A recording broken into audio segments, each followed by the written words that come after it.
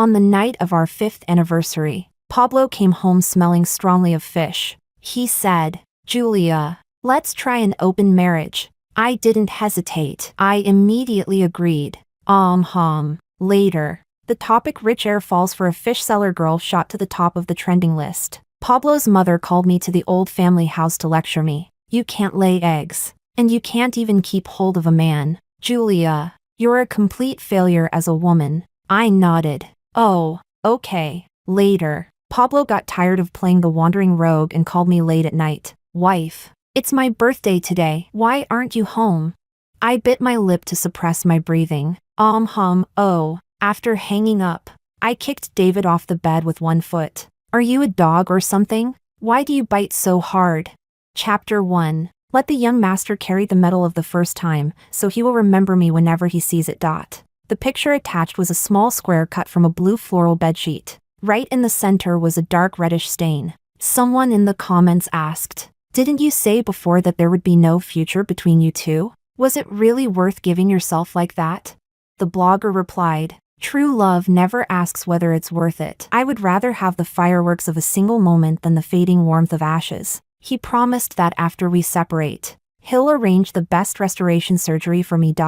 By then, I'll completely let go of this past and find an ordinary, reliable man to live out the rest of my life quietly. One follower left a moved comment. "After reading your story, I've decided not to back down either. Tonight I'm going to meet the man I know I can't have. But I still hope you and the young master will end up together." The blogger replied with a string of hugging emojis. "You have to dare to love and hate. Even if you shatter, you'll still be beautiful pieces." Many people in the comments pitied her. Even more people scolded her. The blogger never responded again. I turned off my phone screen and casually set it on the table. Across from me, Pablo's personal assistant Ava spoke urgently. "Madam, you saw it, right? That woman is completely shameless. You need to warn her and make her delete the post and apologize. You absolutely can't go easy on her." I lifted the slightly cooled coffee, stirring it gently without replying. Chapter 2. That woman is acting pure while doing the opposite. Who does she think she's fooling?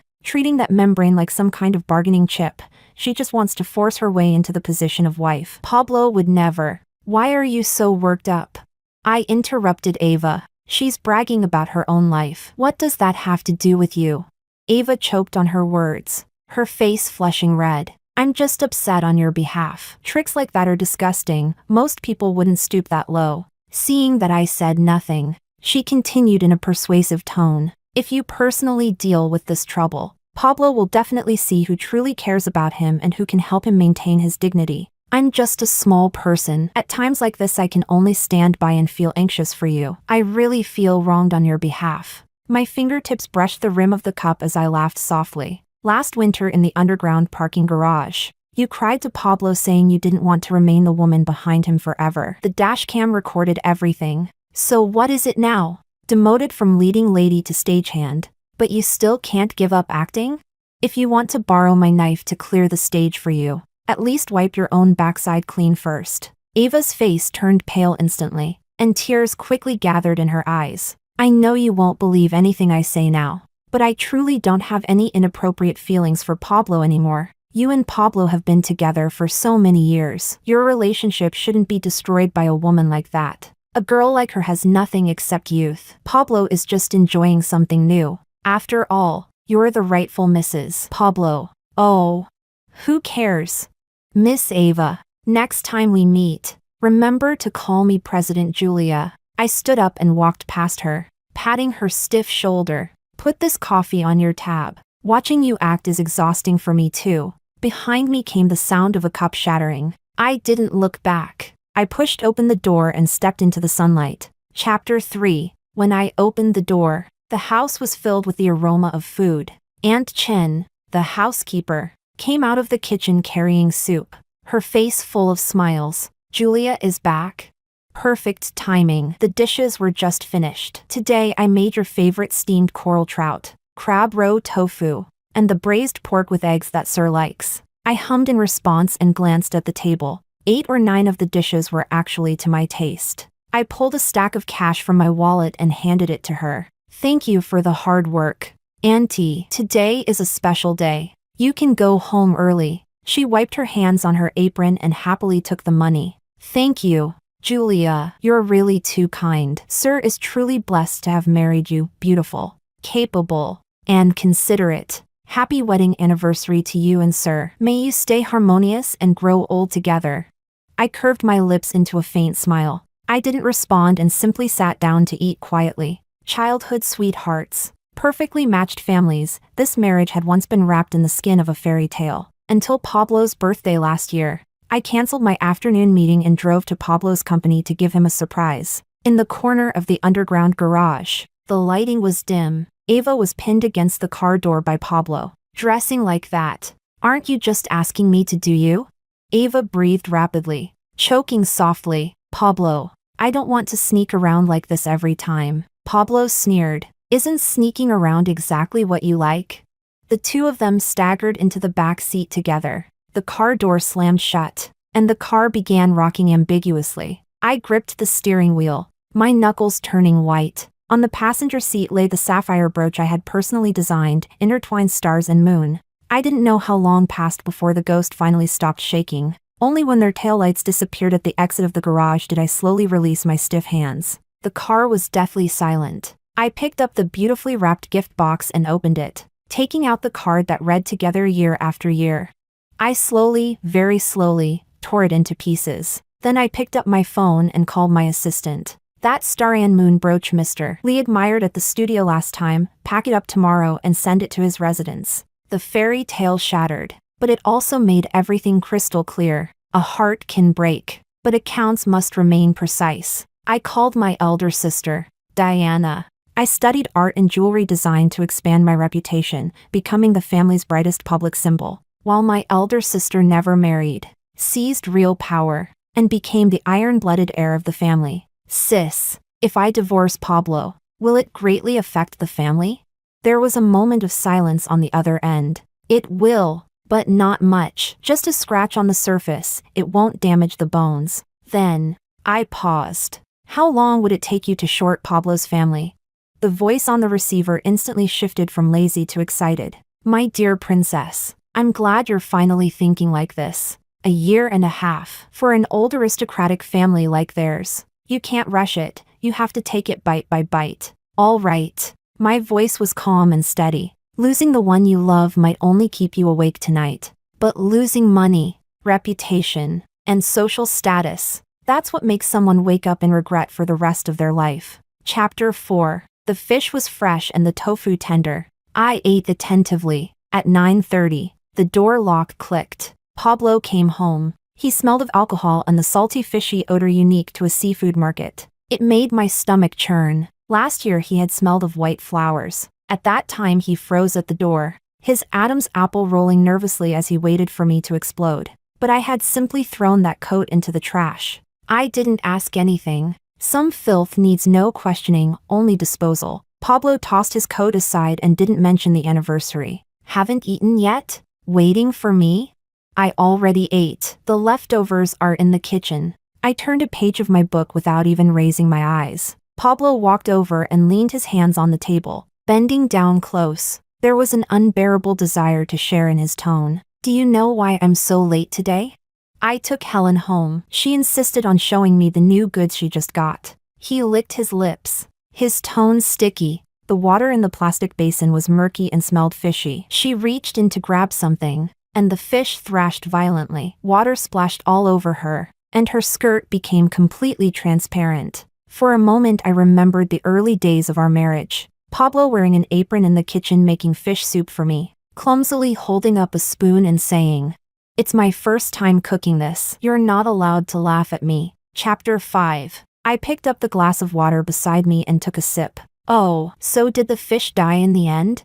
Pablo's expression stiffened, as if he had just been slapped. He suddenly straightened up. Ever since the last time, when I neither cried nor made a scene and simply moved to sleep in a separate room calmly, Pablo had started finding different ways to act disgusting. He stubbornly believed that the reason I hadn't mentioned divorce was because I still had feelings for him. So again and again he crossed the line, wanting to see me lose control, wanting to tear apart my calm facade and force me to break down. He had a pathological craving to fill the gap of his own infidelity with my suffering. Julia, we're all adults. There's no need to hide certain things. I think we could try an open marriage. When Pablo said this, there was a ridiculous openness in his eyes, as if what he had proposed were some fair and forward-thinking grand idea. I nodded immediately without hesitation.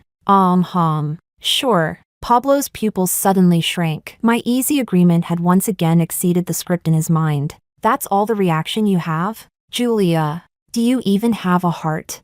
I closed my book and looked up at him. What kind of reaction do you want? Crying? Making a scene? Threatening suicide? If you're worried I might change my mind, just have a lawyer draft an agreement and I'll sign it.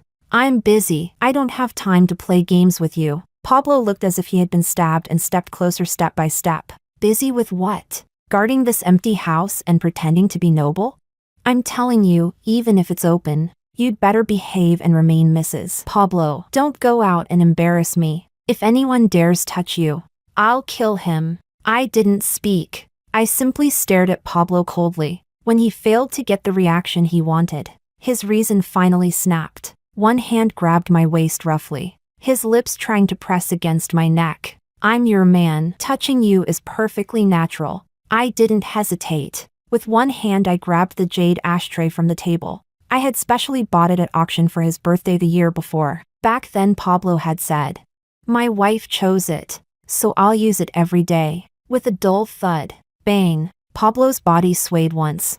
Then he collapsed straight to the ground, not moving. The world finally became quiet. Chapter 6. I stood there. The place on my wrist where he had grabbed me was already red. Pablo would probably never understand that once some people give up completely, even hatred is a waste of emotion. I kicked Pablo once. No reaction. I went to the bathroom and took a thorough shower, using more than half a bottle of body wash. Then I dragged Pablo onto the living room carpet and arranged him into a posture that looked like he had simply fallen asleep naturally. Dragging him back to the bedroom would be too much trouble. This place was fine. He wasn't going to die anyway. After finishing everything, I returned to my room, locked the door, and slept unexpectedly well. The next morning I was awakened by groaning coming from the living room. Why am I sleeping here? Pablo's voice was hoarse as he held his head in pain. I leaned against the doorframe with a glass of water in my hand. You forgot? When you came back last night you said your head hurt terribly. You collapsed onto the carpet and fell asleep. No matter how much I called you, you wouldn't wake up. I paused, then added, you were snoring too. It kept me from sleeping. Pablo froze. Subconsciously he touched the back of his head, his eyes full of confusion and doubt. Really? He struggled to stand up but fell back down from dizziness. Yes. I nodded and walked past him. Looks like you really exhausted yourself. In the future, when you're busy with work, take care of your health and don't work too hard. Pablo was still groaning and holding his head when the phone beside him suddenly lit up. The name Helen flashed wildly on the screen. Pablo glanced at me deliberately before swiping to answer and turning on speaker. What now? His tone sounded impatient, but his eyes were locked tightly on me. Chapter 7. A sweet, syrupy voice came from the other end of the phone. Brother, sorry, I didn't wake anyone in your house so early, did I? You were really amazing last night. Brother, my waist is still sore and weak. I can barely walk now. She dragged out the last note. It's just that you seemed a bit too eager. You didn't even wear that thing, and everything inside got messy. I'm a little scared. With so many seeds, what if the strongest little seed sprouts? I raised an eyebrow slightly. This acting was exaggerated, like something copied from a third-rate romance drama. But it seemed this one wasn't as harmless as the image she portrayed on social media. Her tone suddenly shifted, every word dripping with insinuation. Brother, could you buy me one of those morning after pills? When you come over I'll thank you properly. The impatience on Pablo's face gradually faded. This kind of crude and straightforward admiration and dependence greatly satisfied his vanity. Got it. He glanced at me, seeing that I had no reaction at all. His tone suddenly turned indulgent. Be good. I'll be right there. Pablo hung up and struggled to stand, completely forgetting that his head was still injured. Just as he bent down to pick up his car keys, my phone rang, a bright, distinctive ringtone. I glanced at the screen and answered directly. You lied. A young man's voice flowed into my ear. Like melted honey, sweet and slightly aggrieved. You said you'd come back. When I woke up and couldn't find you, I cried so much the pillow got wet. My tone remained calm. I'll come over in a bit. He leaned closer to the microphone, his voice carrying a damp hint of intimacy. Then hurry. Sister, I think I caught a little cold last night. Touch me and see if I have a fever. Before he finished speaking, I hung up. Pablo froze mid-movement and suddenly turned his head to stare at me. Whose call was that? I picked up my bag and walked past him toward the door. Just a little puppy waiting for me to go back and feed him. Chapter 8. I pushed open the door of the studio. David was curled up in a beanbag chair in the corner. Like a large abandoned dog. I had experienced the temper of this young master many years ago. On the night of our university graduation dance, he dared to block me backstage. His hair was slicked back, his ears red. Yet he spoke with utmost seriousness. Julia, wait until I grow up. Later, when I married Pablo. The emo posts he wrote on social media were practically performance art. Roses die at dawn. The universe has entered an ice age. My solar system has lost its warmth. Today's fortune, suitable for sinking into the Mariana Trench and becoming a quiet piece of sediment. I found it amusing, just a child throwing a tantrum. Later, because he caused too much trouble, his mixed-race movie star mother took him back to France to study. With his striking appearance and contrasting temperament, he quickly became famous in the fashion world and turned into a highly sought-after model in backstage photos from fashion shows. Around his neck, wrist, or ear, he often wore jewelry produced by my studio. Fashion critics even called him the unofficial ambassador. Now that he had returned to the country and learned about Pablo's little scandal, he eagerly volunteered himself as a live model again. David looked up when he heard me enter, his eyes instantly lighting up. Sister. I ignored him and walked straight to the workbench, checking the prototype of a body chain. You called and said all that nonsense. What do you want? David leaned closer, bringing with him a warm, sweet scent. He was more than a head taller than me. Yet now he bent down deliberately and rested his chin on my shoulder. What nonsense? I don't remember. My fingertip pressed against his forehead, pushing him away slightly. Speak properly. And I told you before, no incense like that in the studio. It interferes with my judgment of gemstone brilliance. Oh, he pouted and straightened up, but his gaze remained glued to my face. Then help me check if I really have a fever. My head feels a little dizzy. My palm touched his forehead. It was cool, no sign of fever at all. I withdrew my hand, too lazy to expose his childish trick. David removed his robe and stood beneath the studio spotlight. His golden brown natural curls were a little messy, casually pushed back to reveal a full forehead and features so handsome they were almost bewitching. When the chain touched his waist, David shivered. It's cold. Endure it. I focused on wrapping the chain around his narrow waist. David cooperatively inhaled, tightening his abdomen to make it easier for me to work. When the chain brushed across his chest, he complained softly. It's freezing my nipples. Chapter 9. My movements paused for a moment, and my gaze instinctively swept over the spot David pointed to. Be professional, David. I am professional, he muttered softly. It attacked me suddenly. Look, sister, aren't they red from the cold? I glanced up at him. He immediately fell silent and stood straight, while adjusting the chain ring beneath his chest. He suddenly grabbed my wrist, the thin calluses of his fingertips brushing against my skin. I stopped. Does it hurt? He shook his head and guided my palm to the area beneath the left side of his chest. His heartbeat was heavy and rapid. David looked innocent. It's beating so fast. Did sister touch some kind of switch? There's no switch there. If your heart rate is irregular, I suggest seeing a doctor. Only the designer can cure it. The design is too charming, it's making the wearer lose control. I withdrew my hand and picked up the digital caliper to measure the data. It could be an early symptom of hyperthyroidism. I suggest a medical checkup. Raise your arms and hold for 15 seconds. David. After the fitting was complete, I stepped back 2 paces to examine my work. The cold platinum chains wrapped around David's full chest muscles and narrow waist, extending downward along the V-lines of his abdomen. His body perfectly supported the design, even giving it a more vibrant and wild vitality. and that handsome face, mixed with innocence and desire, was slightly flushed. It pushed the sense of contrast to its extreme. All right, that's it for today. David immediately leaned closer. Is there a reward? The reward is that you weren't fired for causing trouble. He pretended not to hear, leaned forward, and quickly kissed my cheek. I frowned at him. No kissing. Okay, okay. David replied immediately, raising both hands in surrender. I began unclasping the body chain from him. Suddenly he grabbed my wrist again, the sleeve slipped down, revealing a patch of red marks. David's gaze darkened instantly. He hit you? I tried to pull back, but he held tighter. Before I could answer, David lowered his head and gently kissed the marked skin. When he looked up again, his eyes had turned obedient once more. Don't be angry, sister. I don't mind being the other man. I mind.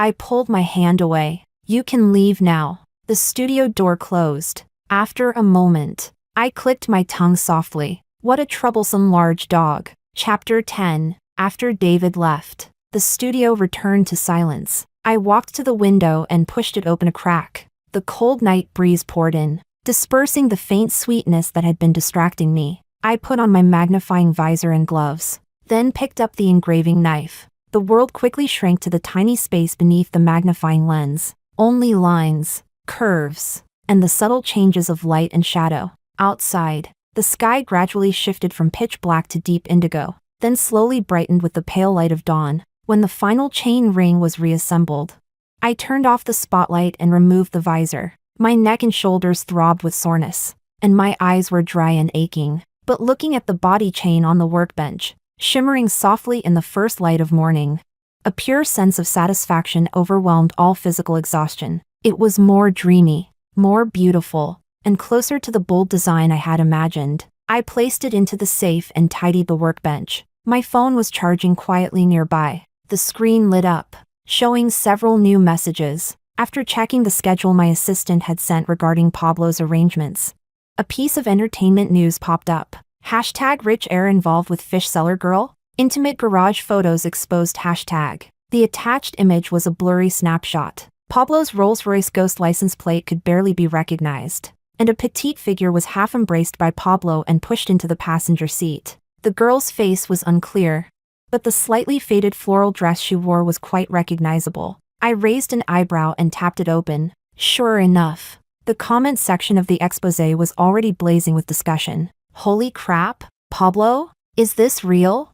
I know this girl. She sells seafood at the market across from my house. She's not even that pretty. Didn't expect her to have such skills. Where's the wife? Come say something. Have some decency. Maybe the wife is already suffering enough. What suffering? Rich people's marriages are basically open anyway. Did you see the wife say anything? Still though, Pablo's taste really isn't picky. I swiped away the notification and opened another app. As expected, Helen's little ramblings had updated. Chapter 11. This time it was a longer and more winding little essay. Many sisters have sent me private messages asking if I'm afraid. Honestly, I am. I'm afraid I'm not worthy of him. Afraid I won't fit into his world. Afraid that when I wake up I'll find this is just a fragile dream. Today the young master took me to a very expensive restaurant, but I couldn't even use the knife and fork properly. He laughed and said my clumsy look was cute, and personally cut the steak for me. I know I embarrassed myself and made the young master lose face, but he only patted my head and said he liked me just the way I am, so genuine, not like some people who always hold themselves so stiffly, fake like a delicate doll, even calculating the angles of their smiles and tears, cold and lifeless, without a trace of real humanity. I know he was comforting me. With a family background like his, he must need a wife who can hold up appearances, unlike me, who has nothing to offer except this body and all of my love. But sometimes I still feel uneasy, like a thief who stole someone else's treasure. I hope one day she will understand that men are not meant to be tied down by someone's side. Once the heart has left, what's the use of keeping an empty shell? The picture attached showed two overlapping hands. On the man's slender finger, the wedding ring was glaring. The comment section was lively. Many people scolded her for being delusional as a mistress and suggested she be admitted to a hospital. Some asked if she was posting abstract nonsense, but quite a few followers supported her. Still wearing the wedding ring? Is he deliberately provoking the wife? The young master is so ruthless, I love it. Sob, sob. I feel sorry for her. She's so pure and kind. Still thinking about others. Is the wife dead or something? How can she tolerate this? How cold must the wife be to push such a good man away? Young master, hurry up and divorce her and marry this girl. Gentle and virtuous girls like her deserve it. This Helen clearly understood the tricks of a pretentious coquette. She seemed self-deprecating, but every sentence subtly elevated herself while belittling the wife. She portrayed Pablo as a pitiful man searching for true love in a cold marriage, and she herself became the selfless angel rescuing him from misery. The tactics weren't particularly clever, some were even crude and impatient. But for Pablo, who was drowning in sweet attention and whose vanity was overflowing, it was more than enough. I drove home and walked into the bathroom to take a shower. The warm water washed away fatigue and metallic dust, and my mind became clearer. Chapter 12. For the following period of time, Pablo seemed determined to carry out the open marriage to the end. Tonight there's a gathering, some friends. I'm taking Helen along so she can see the world a bit. Pablo adjusted his collar in the mirror at the entrance. Casually, he added, she's never been to that kind of occasion before. She's so nervous. Keeps pulling me aside to ask questions. It's quite amusing. I glanced at him, my eyes brushing over the brownish kiss mark on the side of his neck. Have fun. Pablo's hand paused while fixing his collar. He stared at me through the mirror. You're not even going to ask what kind of gathering it is? Who's going? Is that necessary? I turned a page of the magazine, my tone calm. Pablo turned around and strode over to me, snatching the magazine from my hands. Julia, you're not even pretending anymore, are you? I looked up at him. Wasn't the open marriage your suggestion? What exactly are you dissatisfied with? Pablo choked on his words, his face turning dark. He threw the magazine onto the sofa. Fine, very fine. Julia, you really are something. Thank you for the compliment. Pablo slammed the door and stormed out. I picked up the wrinkled magazine and slowly smoothed it out. Then continued reading my finance section. Policy trends, merger progress. These were the things I actually cared about. As for Pablo and the clumsy drama he was directing, it was hardly worth mentioning. Pablo threw several more tantrums afterward. He deliberately had the driver deliver nourishing soup that Helen had supposedly made herself, exaggerating how clumsily she had cooked it in her small rented apartment with an electric pot just for him. I nodded. Be careful of food poisoning. Sometimes he would deliberately turn on speaker while answering calls, so I could hear Helen complaining that he had hurt her the night before, or bragging about what gifts Pablo had given her. Even if they weren't expensive, they were from brother's heart. Usually I simply picked up my phone and walked onto the balcony, calling my sister or my lawyer, urging them to move faster. Pablo's madness was becoming environmental noise pollution. This complete, almost humiliating, indifference was far more unbearable to Pablo than any crying or argument.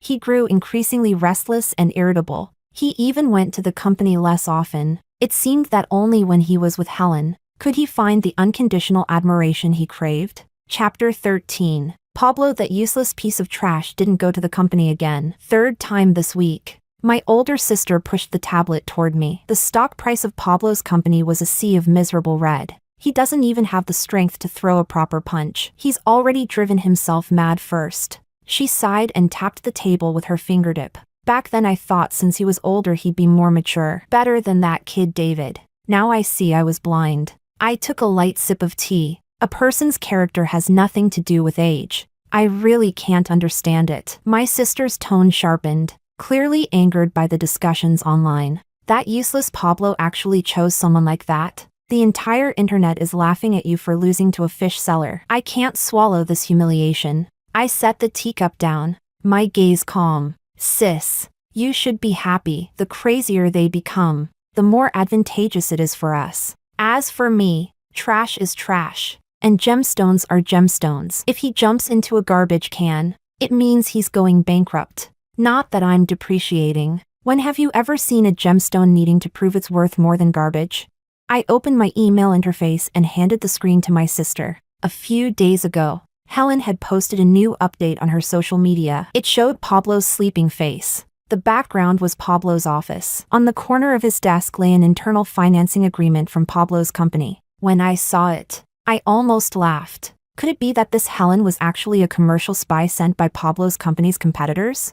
I immediately enlarged the part of the agreement in the photo and took screenshots. Then I packaged the screenshots together with the original photo and sent them to the private emails of every director of Pablo's company, as well as the old patriarch of the Pablo family. Attached message. The only son of Pablo's company uses corporate secrets to win a beauty's smile. After dinner, my sister and I walked out of Lao Dezhuang. Her phone rang. She answered and raised an eyebrow. The old man got so angry he had a heart attack. They've already taken him to the hospital. You're ruthless as always. The old man of the Pablo family hates nothing more than family scandals going public. Before she finished speaking, my phone screen lit up. Caller ID, Pablo's mother. I smiled at my sister. The one who likes to put on airs has arrived. Chapter 14. Pablo's mother spoke in her usual condescending tone. Come to the old residence this afternoon. I glanced at my fully packed schedule. I had an appointment with an ore supplier that afternoon.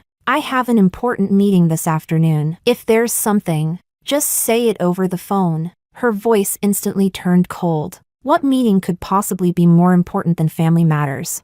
Now the whole city is talking about this scandal and you still have the mind to attend meetings? Come here immediately.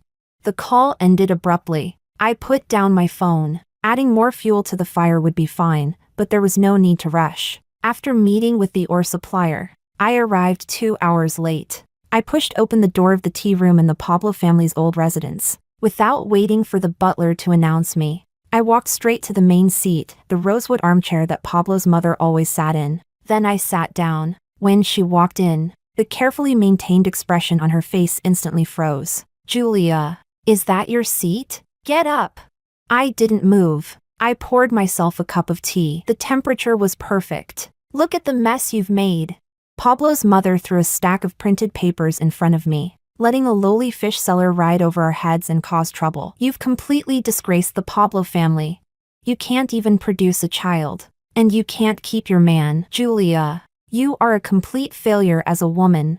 Her gaze scraped over me like knives. I swallowed a bite of tea pastry and answered obediently. Oh. She had probably expected me to defend myself, cry, or promise something. But since she didn't get the reaction she wanted, she became anxious. What kind of attitude is that? If you weren't so useless, unable to keep a man's heart, would something like this even happen? You can't even control your own husband. What kind of daughter-in-law of the Pablo family are you? I laughed softly. Of course, an illegitimate daughter who rose to the top. With vision as narrow as a gutter, her son causes trouble. Her husband nearly collapses from anger. And all she knows how to do is scold others for not keeping the dog tied. I truly can't learn the skill you had back then, stealing your own sister's fiancé. After all, not everyone is good at handling trash. Pablo's mother reacted as if someone had stepped on her tail. You.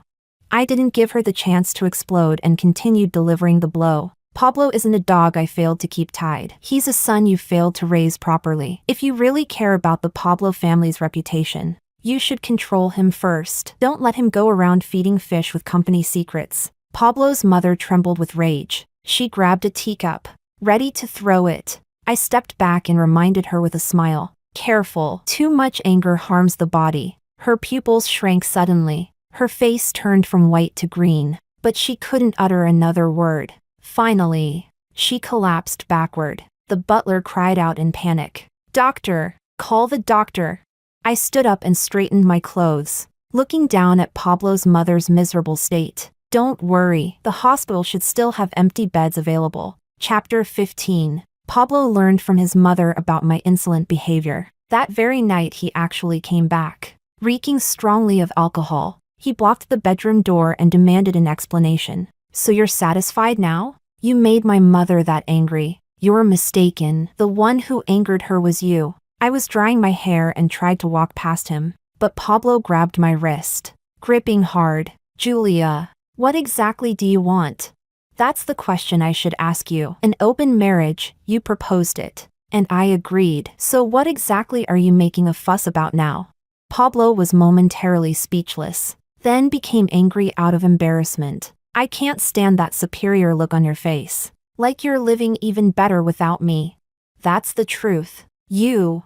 Pablo suddenly lowered his voice, a malicious smile appearing on his face. Fine. You're impressive. But Julia, don't think I don't know about you and that little model. So Pablo had indeed heard some rumors, but his brain, soaked in alcohol and vanity, could never believe that I would actually do anything substantial. He only assumed it was a tactic to provoke him. David? Just a brat. You're only using him to make me angry. Pablo's tone was frivolous. Can he satisfy you?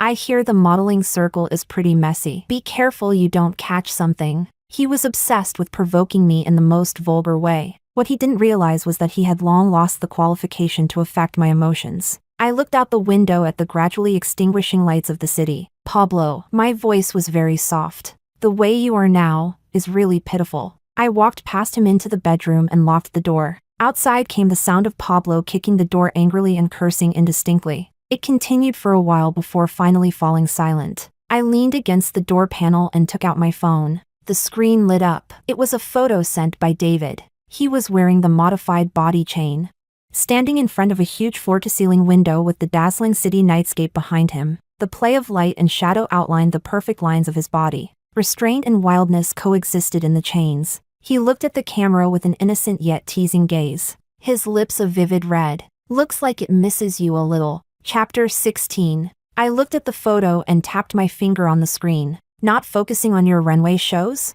Changed careers and become a thief? The reply came almost instantly. I'm better than a thief. Pitiful puppy. JPG. The property documents handled by Pablo have already been delivered to Diana's office. Praise me. I smiled slightly and directly called him. On the other end came David's somewhat ingratiating voice. Julia? David. Who told you to meddle? He immediately deflated. His voice lowered. I just wanted to help you. I don't need you to clean up my garbage. I walked to the window, looking at the night view of the city. There was silence on the other end for a moment. Then, am I useless? I could almost imagine his lowered eyelashes, looking wrong yet trying to endure it. Come here, I suddenly said. What? David was stunned. Now, come here. I gave him the villa address. You have 20 minutes.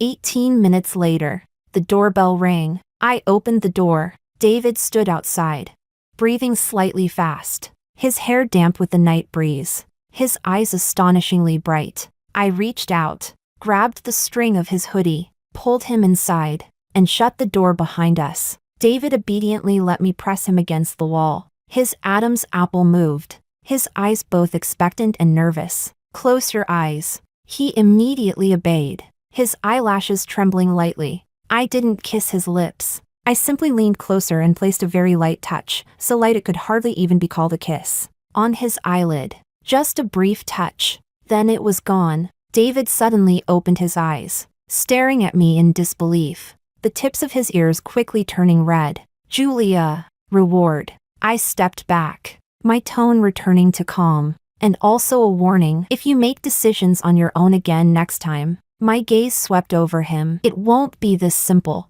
David froze for 2 seconds, then an overwhelming joy surged into his eyes. He almost rushed forward to hug me, but forcibly restrained himself, only daring to stare at me with shining eyes. Then, what counts as not simple?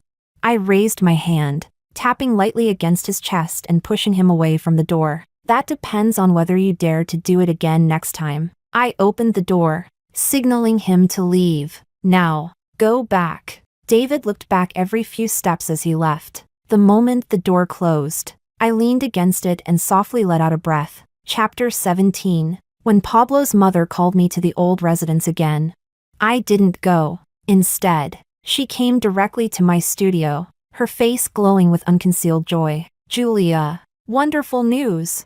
That fish-selling girl is lucky. She's pregnant. I looked up at her without speaking. Pablo's mother leaned closer, her tone sounding as if she were granting me a favor. When the baby is born, we'll bring it to you to raise. It's just one more mouth calling you mom, isn't it? The eldest grandson of the Pablo family must have legitimate status. You'll still be the glorious Mrs. Pablo, with a child involved. It might also make Pablo settle down, don't you think? I looked at her face shining with excitement and only found it utterly ridiculous. Pablo's company now belongs to my family. Pablo's mother's smile froze. You, what do you mean? I stood up. It means that your family's eldest grandson has nothing to do with me anymore. I placed the divorce agreement beside her. Have him sign it. I wasn't ruthless with the property division, ignoring the sudden explosion of screams and curses behind me. I walked out. When I returned to my apartment, I saw Pablo's car downstairs. He was leaning against the car door, several cigarette butts scattered at his feet. In his hand he held a pink gift bag with a gaudy logo. When he saw me, he immediately walked over and tried to stuff the bag into my arms. Julia, you're back? I bought you the newest model. The sales assistant said women all like this. I didn't take it. The bag fell to the ground, revealing a fluorescent pink limited edition handbag.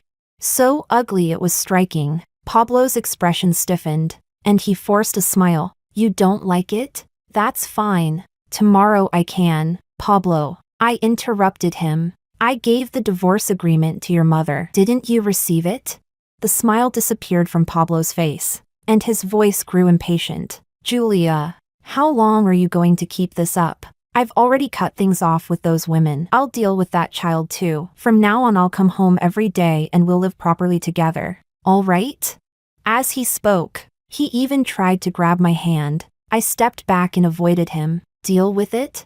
I repeated the phrase, finding it extremely ironic. How exactly will you deal with it? Dispose of a person and a child like trash?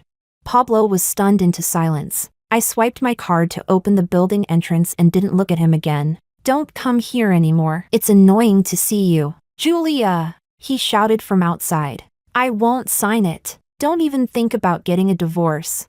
Chapter 18. The only response he received was the sound of the elevator doors closing. As the elevator went up, my phone screen lit up. It was a message from David. Sister, is there some trash at the entrance that needs to be taken out? Puppy peeking, JPG. I replied, yes, it's noisy. Received. A few minutes later, I stood in front of the floor-to-ceiling window, watching downstairs as David, accompanied by two men in black suits, said something to Pablo. Pablo tried to argue excitedly, but the two men firmly escorted him out of the complex. The world became quiet again. My phone lit up once more. The trash has been sorted and disposed of. Reward? Sparkling eyes. JPG. The corner of my lips lifted. You're allowed to come up for a cup of coffee. The doorbell rang almost the very next second. Unbelievably fast. I opened the door. David stood outside, his hair slightly messy, a bag of coffee beans in his hand. Pretty fast, I said, stepping aside to let him in. I was afraid you'd change your mind, David said obediently as he walked in, yet his eyes quietly scanned the living room like someone inspecting his territory. Confirming there was no sign of a second person, he placed the coffee beans on the counter and leaned back against it. He won't come bother you again. Sister. David's voice lowered slightly, cautiously probing. Do you need me to help make him sign the divorce agreement? I looked at him. He immediately raised his hands, his expression innocent. I won't do anything, just provide a little motivation. No need.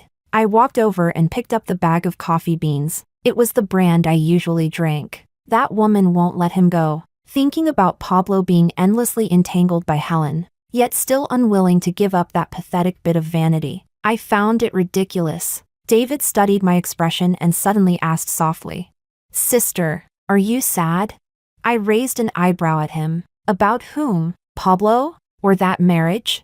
I opened the coffee beans, my tone calm. What emotion is needed to throw away trash? At most, I regret wasting a few years. Sister deserves the best, David said quietly, but with unusual seriousness. I didn't respond. I poured the beans into the grinder. The roar of the machine filled the quiet kitchen. David stood beside me silently watching, his gaze so focused it seemed he wanted to carve my silhouette into memory. The moment the grinding stopped, he suddenly spoke, his voice especially clear. Then, are you single now? I turned around and met David's expectant yet nervous gaze. So what? The tips of David's ears slowly turned red, but he still gathered the courage to look straight at me. So, can I officially get in line now? The aroma of coffee spread through the air. I looked at his bright eyes, which hid uneasiness beneath forced composure. Suddenly, I felt that raising a puppy was indeed far more interesting than raising a man. You can get in line. I handed David a cup of freshly brewed coffee. My fingers brushed lightly against his. But, I added, the line is very long. You'll have to wait a long time. David took the coffee and tightened his fingers slightly. No matter how long it takes, I'll wait. Chapter 19. The day Pablo signed the divorce agreement. My older sister brought a team of lawyers and cornered him in a hospital ward. Pablo's father was hospitalized. Pablo's mother was bedridden, and Helen was pregnant. Pablo's company stock had hit the daily limit down for several consecutive days. News of the broken capital chain came one after another. Only then did Pablo belatedly realize that his company had long been quietly shorted, leaving behind nothing but a corporate shell and enormous debt. My sister only left him with one sentence: sign it, and you might still keep enough money for baby formula. If you don't sign, then wait to go bankrupt with the company and prepare to end up in prison. Pablo's fingers trembled. In the end, he signed the agreement that completely kicked him out. He lost everything: his company, his wealth, his reputation, and his social status. A few days after the divorce certificate was issued, Pablo appeared downstairs at my apartment, unshaven and disheveled. Julia, I know I was wrong. Give me one more chance. We can start over. I'll pursue you again until you're willing to be with me. I stopped walking and looked at him calmly. You don't think you were wrong. You just know that now you have nothing left. Pablo tried to grab my arm, but I stepped aside and avoided him. That's not it. I really regret it. You regret losing my family's massive ship. You regret losing the identity of the heir of Pablo Company that once gave you social recognition. Chapter 20. I didn't give Pablo any chance to keep harassing me. The bodyguards quickly took him away. Soon after, the news was announced that my new piece, Reforging and Freedom, had entered the finals of a top international jewelry competition. Helen seemed to have grabbed her last straw. She began frantically attacking online, posting several blurry photos taken at tricky angles of David and me in the studio. Why does the person who cheated first pretend to be the victim? She was the one being unclear with that model. That's why the young master left heartbroken. Why does she get to shine while the young master loses everything? Is that fair? That was all she was capable of. She didn't even dare to mention names. I directly uploaded a PDF online. Title: Clarification of Facts and Evidence Record regarding Mr. Pablo and his mistress's online defamation. The contents included but were not limited to dashcam footage of Pablo and Ava having sex in the car, explicit chat records Helen sent to Pablo asking for gifts, and screenshots of every post from Helen's anonymous account. The chain of logic was complete and the timeline clear. The internet's appetite for gossip was instantly ignited. This fish seller just self-destructed, using fake accusations to expose real scandals. This is hilarious. With this calmness and control, she looks less like an artist and more like a criminal investigator. At Helen S. Daily Notes, stop selling fish and start writing scripts. They're terrible but wonderfully dramatic. Helen's seafood stall was boycotted by nearby residents and eventually had to close in embarrassment. Several nearby seafood shops that had long been suppressed by Pablo's influence almost set off fireworks in celebration. The quarrels between Helen and Pablo became daily occurrences. Whenever Pablo got drunk, he would shout at Helen, "You jinx! If you hadn't posted those things, I wouldn't have gotten divorced." Helen, holding her belly, refused to back down. "Blame me? You're the useless one. You couldn't even keep your wife or your money. Why didn't you call me a jinx when you slept with me? Bitch, what can you do besides spreading your legs? Pablo, you're nothing but a loser who couldn't even keep his family fortune." During a violent push, Helen slammed heavily into the corner of a table, let out a scream, and blood quickly spread beneath her. Chapter 21. By the time I heard about all of this, I was already at the award ceremony, holding the heavy trophy in my hands. A reporter pushed a microphone closer. "Miss, after winning the gold award, what are your next plans?" I adjusted the microphone. "For now, I plan to go to Europe for further study. Art requires constantly breaking boundaries." My gaze swept across the audience. David was looking up at me, his eyes bright. The reporter followed up sharply. What about your romantic life? Are you considering settling down? I smiled lightly. At the moment, I enjoy focusing on personal growth. Marriage is not my current goal. There was some murmuring in the audience. I continued. A good relationship should make people feel freer, not restrained. I believe people who share the same rhythm will naturally walk toward the same future. Chapter 22. After the interview ended, David followed me back to the hotel, inside the closed space of the elevator.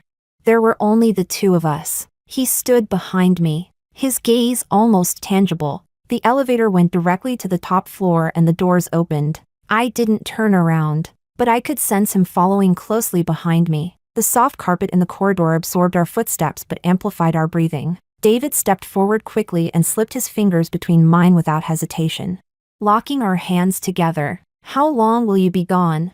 2 years. I didn't turn around but slowed my pace. He gently shook our clasped hands. My interview next month happens to be in Paris. I stopped walking and turned to look at him. Under the corridor lights, David's golden brown eyes were astonishingly beautiful. What a coincidence. I smiled. He leaned closer, sounding a little playful. You wouldn't stop me from pursuing my career, would you? I raised my hand and lightly tapped his chest. Don't cause trouble for me. It sounded like a warning, yet carried a tone of indulgence. David immediately grabbed my fingers, smiling brightly. I promise I'll behave. Before his words even finished, he lowered his head and captured my lips. It wasn't a brief kiss. It was deep and possessive, hot and urgent, until both of us were breathless before he finally pulled away. Inside the hotel room, the phone suddenly rang. David had just untied the ribbon at the back of my dress. His scattered kisses paused as he lifted his head from my neck. The phone.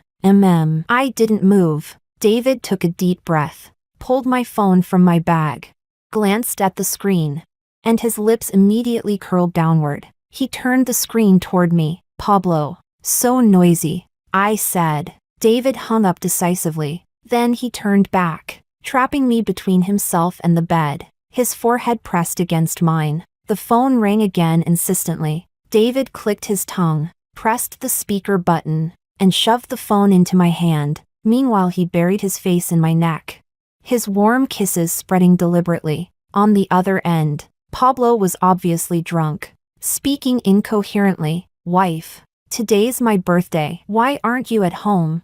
A sharp sting came from my neck. David had bitten me. I tried to remain calm, but my voice came out slightly hoarse, annoyed. I grabbed David's hair and pulled his head up. On the other end, Pablo was still drunkenly mumbling. Julia. I miss you. I really know I was wrong. I interrupted his drunken confession. Pablo, what you should be celebrating isn't a birthday. It should be a death anniversary. The drunken rambling on the other end stopped instantly. David also froze. He looked up at me, his gaze burning, unable to suppress the smile at the corner of his lips. I gave Pablo no further chance. I hung up directly and dragged every one of his contacts into the blacklist. Clean and decisive. After finishing all that, I kicked David lightly in the leg. Are you a dog? Why are you biting so hard?